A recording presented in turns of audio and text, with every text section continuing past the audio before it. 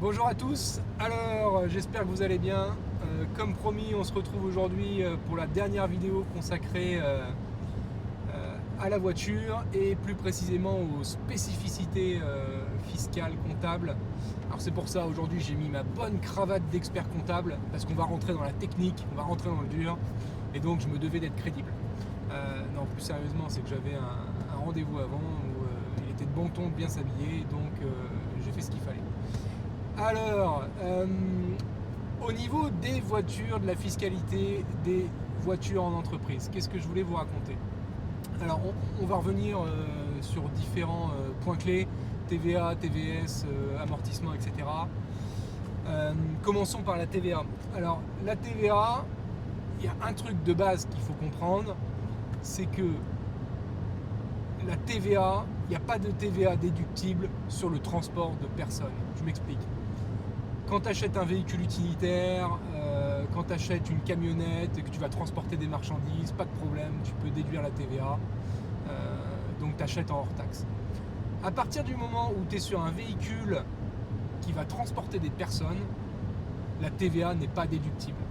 Alors, tu en as certains qui vont me dire: ah si je fais de l'ambulance ou du taxi, oui, parce que c'est ton métier principal et donc en effet dans cette exception-là, la TVA est déductible. Mais le principe de base, c'est qu'à partir du moment où tu es sur un véhicule qui est destiné à transporter des personnes, la TVA n'est pas déductible. L'indicateur qu'on prend souvent, c'est la carte grise. Si jamais c'est marqué VU dessus, ça veut dire véhicule utilitaire, il y a de fortes chances que ce soit avec TVA déductible, puisque c'est pour transporter de la marchandise, cet utilitaire. Si c'est un VP, véhicule particulier, ou véhicule de personne, non, véhicule particulier, la TVA n'est pas déductible. Attention également aux petits malins qui vont faire sauter la banquette arrière et tout ça. Bon, déjà la carte grise fait foi, hein. Si jamais c'est marqué VP sur la carte grise, c'est foutu, tu ne déduiras pas la TVA. Si c'est marqué VU, normalement c'est un indicateur comme quoi la TVA va pouvoir être déductible, mais ce qu'il faut bien retenir, c'est également la destination réelle du véhicule et ce qu'on va vraiment en faire. C'est-à-dire que un gars par exemple qui est consultant, qui vend des heures de conseil, il a beau acheter un véhicule utilitaire, genre une Golf où il me fait sauter les sièges à l'arrière et que sur la carte c'est marqué véhicule utilitaire, sur la carte grise, il faut se rappeler qu'on peut déduire la TVA à partir du moment où je suis sur du transport de marchandises. Donc, moi j'aimerais pas être à sa place le jour où il va se retrouver avec le contrôleur en face de lui et que le contrôleur va lui dire: bah ouais, mais tu vas m'expliquer à quoi il te sert ton véhicule et en quoi tu transportes de la marchandise, ce qui permet de justifier le fait que tu aies déduit de la TVA. Bon, donc retenez déjà bien ce truc-là. TVA, je ne déduis ça que si jamais je suis sur une camionnette que j'utilise dans le cadre de transport de marchandises. Deuxième point sur les véhicules, la TVS. Alors la TVS c'est quoi? La TVS c'est la taxe sur les véhicules de société. La taxe sur les véhicules de société, elle vient, comme son nom l'indique, frapper toutes les sociétés qui possèdent à leur actif, ou en location d'ailleurs, mais qui possèdent à leur actif des véhicules de transport de personnes. Alors, la TVS, comme souvent en France, on a voulu, alors c'est une taxe qui était basée à l'époque sur la puissance fiscale du véhicule. Vu qu'on est en France et qu'on a voulu tout simplifier, on a créé de nouvelles règles, et forcément les nouvelles règles sont encore un peu plus complexes que les anciennes.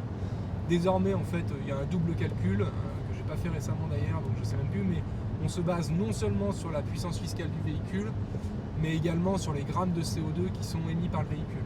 Bon, sous un couvert d'équité, on a rendu le truc encore plus compliqué. Ce qu'il faut retenir, c'est que si jamais tu as le malheur d'avoir un véhicule un peu polluant ou un peu sportif sur une voiture, tu te fais assassiner en taxes, ça c'est clair. Si jamais tu as un véhicule hybride, ça te permet de payer un petit peu moins quand même. On est sur des taux de TVS bien moindres. Et si jamais tu as un véhicule électrique, tu es exonéré de TVS, t'en payes pas. Sur la TVS, je ne vais pas rentrer davantage dans le détail. Juste une chose, c'est une taxe annuelle. C'est une taxe qui n'est pas déductible du résultat. Donc tu sais, des fois quand tu fais des dépenses en entreprise, et que ça te chagrine, tu te dis ouais mais bon je fais la dépense mais au moins ça vient réduire mon résultat et donc ça vient réduire mon impôt. Eh ben non, pas pour la TVS. La TVS c'est une taxe que tu payes mais qui en plus n'est pas déductible. Donc tu te fais gauler sur tous les plans et c'est vrai que cette taxe qui revient tous les ans, elle peut, si jamais ton véhicule il est un peu polluant ou quoi, vite devenir un gouffre à fric. Ce qui d'ailleurs corrobore ce que je disais dans d'autres vidéos, avoir des véhicules sur la société, pour peu que ce soit des véhicules un peu sympas, ça peut vite devenir un gouffre à fric. Voilà pour la TVS. Autre sujet clé, amortissement du véhicule, etc. Alors, juste avant, pour conclure, la TVS, on l'a en société. Quand on est en entreprise individuelle, il n'y a pas de taxe sur les véhicules de société. C'est uniquement pour les sociétés. Amortissement du véhicule. Alors, quand on met un véhicule sur une boîte, comme toute immobilisation, on va pouvoir normalement déduire au fur et à mesure des années par le jeu de l'amortissement l'usure du véhicule. On va déduire ça sur 5 ans, 6 ans, 7 ans. La durée de l'amortissement du véhicule, en théorie, c'est censé représenter l'usure, comme tout plan d'amortissement. Bon, il n'y a pas de règle fixe là-dessus, mais c'est vrai que souvent on amortit sur 5 ans. Le problème en fait de l'amortissement des véhicules en société, et en entreprise individuelle aussi d'ailleurs, c'est le plafond d'amortissement qui est imposé par les règles fiscales. Je m'explique. Tu as tout à fait le droit d'acheter ton véhicule sur la boîte, tu as tout à fait le droit de passer des amortissements, mais par contre, on va considérer qu'il va y avoir un plafond. En l'occurrence, le plafond, il est variable, la géométrie variable suivant la puissance du véhicule, suivant les pollutions émises par le véhicule. Et donc, tu vas pouvoir certes amortir ton bien, mais l'intégralité de l'amortissement ne va pas être déductible. Je m'explique. Si jamais tu as un véhicule qui est polluant, alors non, on va pas la faire comme ça, c'est trop compliqué. Je vous livre les plafonds. Il y a 3 plafonds en fait qui sont 9 900 €. Alors le plafond historique c'est 18 300 €. En clair, si jamais tu achètes un véhicule qui coûte moins de 18 300, tu vas pouvoir déduire l'intégralité de l'amortissement ou du loyer si jamais tu l'as pris en location. Ce plafond de 18 300, il peut être revu à la hausse ou à la baisse suivant le type de ton véhicule. Si jamais tu prends un véhicule électrique, tac, on te met le plafond à 30 000. Si tu prends un véhicule qui a le malheur d'être un peu polluant, paf, ton plafond il revient à 9 900. Ces plafonds, ils sont pas forcément super élevés, surtout quand tu vois le prix des bagnoles maintenant. La grosse arnaque dans l'histoire en plus, c'est que ce plafond de 18 300, quand j'étais en études il y a maintenant 15-20 ans, il était déjà en vigueur. Sauf que à l'époque, avec 18 300, tu arrivais à trouver une voiture neuve. Maintenant, trouver une voiture neuve à moins de 18 300, alors oui, ça se trouve, mais c'est plus tout à fait le même type de véhicule. Bon, tout ça pour dire que le plafond de 18 300, il aurait quand même mérité d'évoluer dans le temps, ce qui n'a pas été le cas. A l'inverse, on l'a fait évoluer à la baisse pour les véhicules un peu polluants. Enfin, quand je dis un peu polluant, pour peu que tu aies un petit 4x4 avec 2-3 chevaux fiscaux en trop, t'es fini, t'es à 9 900. Donc, alors justement, le plafond d'amortissement il est super raide parce que ton véhicule il vaut 25 000 ou 30 000, sauf que le plafond d'amortissement il est de 9 900. Donc tu as bien compris que toute la partie qui dépasse 9 900, tu vas certes pouvoir payer avec l'entreprise, mais ça va pas être déduit dans les comptes. Donc tu vas payer de l'impôt là-dessus. Et donc tu n'auras entre guillemets aucun intérêt à l'avoir mis sur la société parce que tu vas pas forcément déduire beaucoup. Alors certains vont me dire ouais mais ça t'évite de payer à titre perso. Ok, mais c'est pas super optimisé. Tout ça pour dire que si vous choisissez de mettre votre véhicule sur l'entreprise, essayez dans la mesure du possible de partir sur un véhicule qui au moins est éligible au plafond des 18 300. Et l'idéal de l'idéal, l'idéal c'est l'électrique avec le plafond de 30 000. Et l'idéal de l'idéal, c'est quand tu as un véhicule électrique dont on peut dissocier les batteries. Parce qu'il y a une règle fiscale qui est assez compliquée à mettre en pratique. Mais bref, on va amortir d'un côté la carrosserie et la bagnole, et on va amortir d'un autre côté les batteries. Et donc ça permet de cumuler en fait 2 plans d'amortissement et de déduire encore beaucoup plus. Je ne rentre pas davantage dans le détail. Voilà ce que je voulais vous dire. Je ne sais pas si j'ai été clair sur cette notion d'amortissement. C'est un petit peu technique. Alors, cette notion d'amortissement, on l'a si la société est propriétaire du véhicule à son actif. Mais ce qu'il faut bien comprendre aussi, c'est que ce plafond d'amortissement, on l'a également indirectement quand la société, elle loue son véhicule.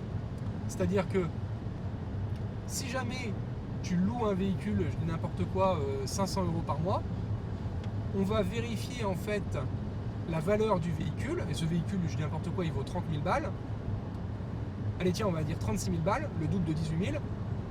Si jamais ton véhicule il vaut 36 000 et que ton loyer il est de 500 et que tu es dans la catégorie 18 000, et ben tu vas avoir 50% du loyer qui ne va pas être déductible. C'est pas parce que en fait tu possèdes le véhicule ou que tu le loues que c'est plus avantageux fiscalement. D'ailleurs, la règle de base en fiscalité, souvent, c'est que le mode de détention de l'immobilisation ne doit pas avoir d'impact fiscal positif ou négatif selon les règles qui ont été établies, quoi. Voilà pour ça. Je voulais vous dire autre chose sur la location. Oui, alors la LOA, ça va, je me suis pas trop fait défoncer suite à la dernière vidéo où je bâchais un petit peu le LOA, bien que j'ai mis aussi en avant quelques avantages. Il y a un avantage important au LOA en société, c'est le premier loyer majoré. Je m'explique. Donc tu choisis de partir sur un LOA pour ta voiture, 500 € par mois, je dis n'importe quoi. Tu as la possibilité, notamment pour descendre les mensualités futures, voilà, tu as la possibilité de mettre un premier loyer majoré. Ce premier loyer majoré, donc majoré plus gros, hein, au lieu de payer 500, tu vas mettre 3000 sur la table et puis après 400 € par mois et non plus 500. Ce premier loyer majoré, on considère qu'il représente la dévaluation, ouais, ça se dit, ouais, la dévaluation du véhicule à la mise en circulation. Et les impôts, pour ça, acceptent qu'on passe en déduction et qu'on déduise intégralement ce premier loyer majoré, pour peu que ce premier loyer majoré quand même respecte un certain ordre grandeur. De mémoire, c'est 20 ou 25% du véhicule, je ne sais plus.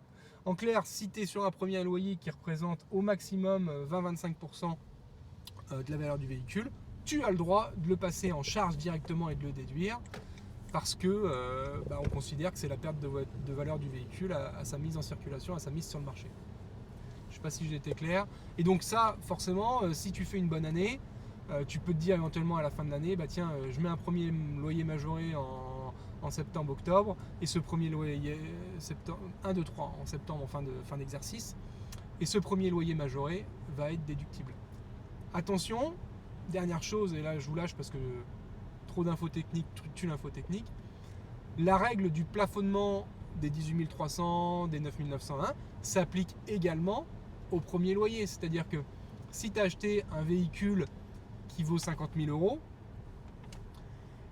et que le premier loyer il est 10 000 €, attention, tu vas certainement pas pouvoir déduire les 10 000 €. Tu vas pouvoir déduire le prorata qui correspond à la partie déductible, les 18 300. Je ne sais pas si j'étais clair. Donc en clair, sur ce premier loyer de 10 000 balles, il y a de fortes chances que tu puisses déduire 3-4 000, pas plus, et non pas les 10 000. Attention, piège dans lequel il ne faut pas tomber, et que les commerçants, les vendeurs automobiles, forcément vont pas forcément t'indiquer quand ils vont vendre, parce que c'est assez technique et tout le monde ne le sait pas.